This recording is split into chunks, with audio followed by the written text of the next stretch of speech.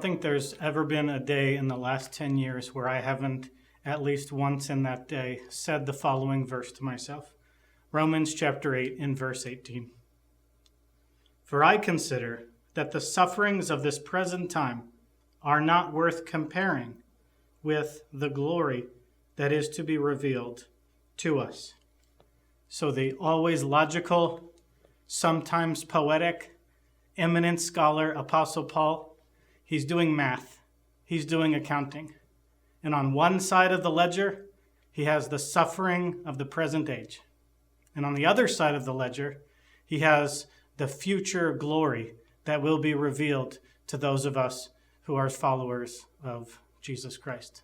And the Apostle Paul is doing the math. He's doing the adding up, and he's saying, I can't do it. I don't have the words. There's no comparison possible between future glory and present suffering. And so he refuses to come to a conclusion or to articulate a conclusion. But in the epistle of James, James does it. And he says, our lives are a vapor. They are the width of my pinky fingernail. And what is future? What does future hold out for us? Future glory for those of us who are sons and daughters of God. Well, think of the length of the entire 210 freeway that sits above Providence versus the width of my fingernail. He's saying you can't compare the very brief nature of our suffering with the eternality of the glory that is to be revealed. In another place, the Apostle Paul does take up the challenge, and he pictures scales. And he says, our affliction right now is momentary and it's light. How can he say that when compared with the weight of glory, the eternal weight of glory? And so if you could picture in your mind an elephant sitting on one side of the scale and a feather on the other side of the scale, the Apostle Paul is saying that's the future that Christians have in Christ. That is the eternal weight of glory. And so for the Apostle Paul, he is not meaning at all to minimize physical suffering, emotional, social suffering, economic suffering, persecution for being a Christian. Paul is not minimizing any suffering we undergo as believers in this life. But he's saying there's another perspective to the present and the visible. He's saying, put on this pair of glasses. There's a future and there's an unseen reality that the Christians have the lenses to view. And through the lens of the future and through the lens of the unseen, it interprets what is present and what is seen.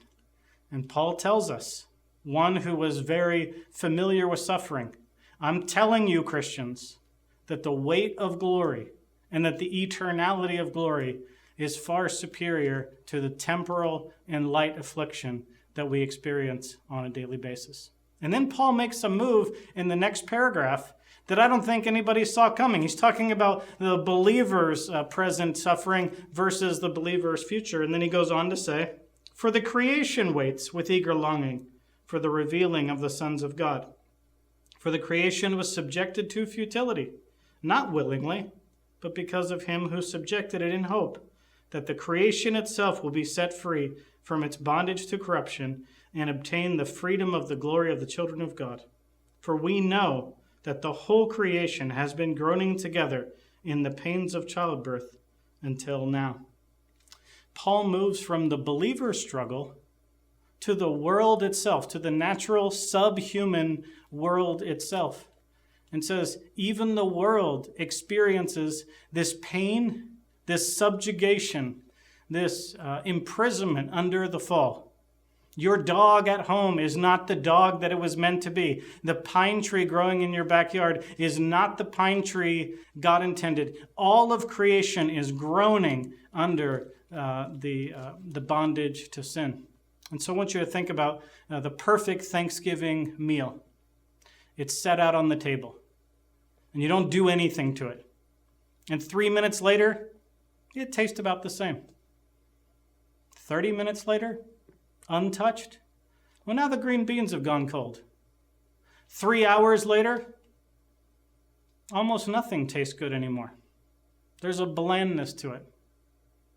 You leave that same meal out on the table 3 days, and now we're in physical danger when we eat that meal. Leave that same meal out for 3 weeks untouched, and now it's rancid, and you're in danger if you were to partake of that meal. Why is that?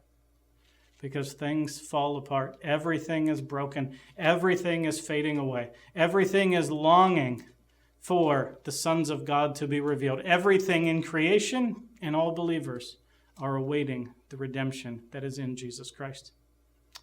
The Apostle Paul says, but it's not to no end. It's not a purposeless, random suffering. In verse 22, he uses one of the most beautiful images I've ever pictured in my mind's eye. Picture a pregnant woman on her back, and she's full term, and you just see her gigantic belly. And the Apostle Paul looks at the sphere that is our globe, and he says, that's exactly what's going on. There's birth pangs. Every movement is difficult. Everything is hard when you're 9 months pregnant. Every simple task hurts. There's shooting pain. There's an inability to sleep. Food doesn't taste good. There's anxieties of all sorts. And then the labor gets acute. And then it's time for delivery.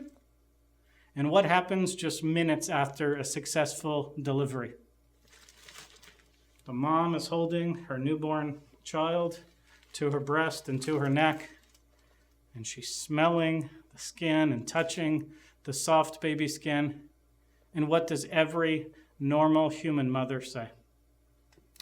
All of that pain and suffering, all of those birth pangs. What birth pangs? What pain and suffering? The glory of this child so far surpasses that brief period of discomfort. I can't even compare the glory of having this baby child in my life with just that brief and momentary and light affliction.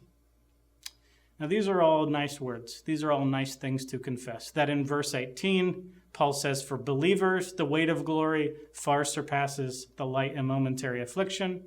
And Paul compares even the natural world to the birth pangs of pregnancy. But so what? What does this do for us? Well, it informs the way we would spend our lives. And that is this. This is not the place to be putting down roots. This is not the place to be putting down foundations. All of your joys and your glory are not for here. Now is the time not for hedonism, for stockpiling treasure and stockpiling experiences and pleasures for experience and pleasure's sake, but rather, if the eternal weight of glory far surpasses our momentary and light afflictions, now is the time to serve, to give, to sacrifice, to love people, to serve people, and to love our God. I wish you all the best.